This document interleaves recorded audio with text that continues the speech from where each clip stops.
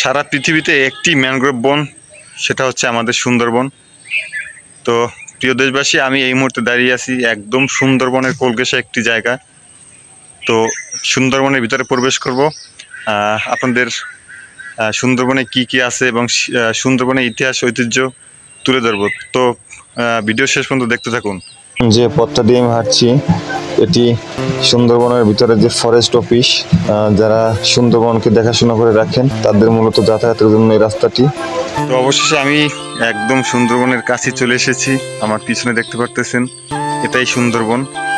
তো এত সুন্দর একটি দৃশ্য, সুন্দরবনের যে মেইন সৌন্দর্য, আমি তো সেখানে আসলে পৌঁছাতে পারি নাই। এই যে শুরু সুন্দরবনের, এখান থেকে আপনাদের কিছু দেখানোর চেষ্টা করব।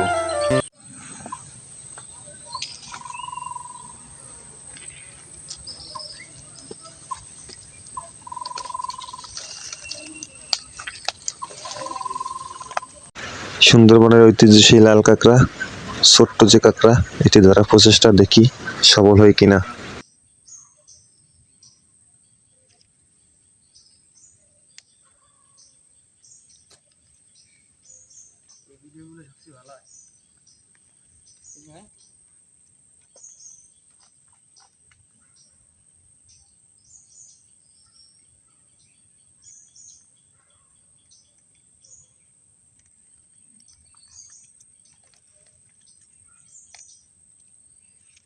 আমি এই মুহূর্তে আছি সুন্দরবনের ভিতরে।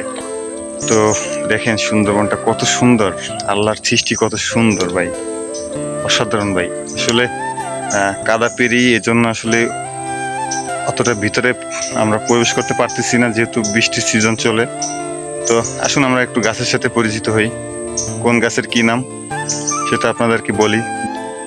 আমার সামনে যে ছোট একটি গাছ দেখতে পারতেছেন, এটি আসলে গেও গাছ নামে পরিচিত। আমরা বই পুস্তকেও পড়েছি, এটা গেও গাছ। আমার সামনে যে বড় গাছটি দেখতে পারতেছেন, এটিও আসলে গেও গাছ।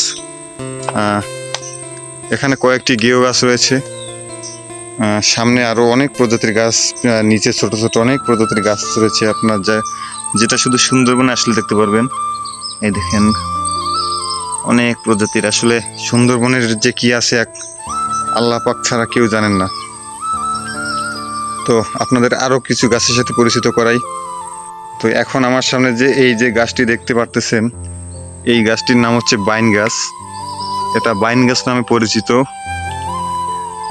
পাইন, কাঁকড়া, এগুলো অনেক প্রজাতির গাছ আছে।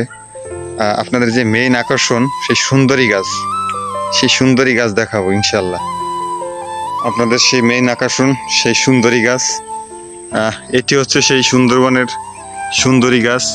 তো আসলে পরন্ত বিকাল, ক্যামেরায় আসলে ওইভাবে আমি ফুটাই তুলতে পারতেছি না। যারা যারা কখনো আসেন নাই তাদেরকে আমি আসলে জানি না কতটুক উপভোগ করাতে পারতেছি।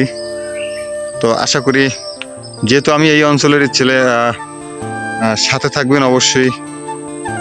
পেজ ফলো এবং ইউটিউব চ্যানেল সাবস্ক্রাইব করে রাখবেন। ইনশাল্লাহ আপনাদের সুন্দরবনের সেই মনোরম সৌন্দর্য সবসময় দেখানোর চেষ্টা করব।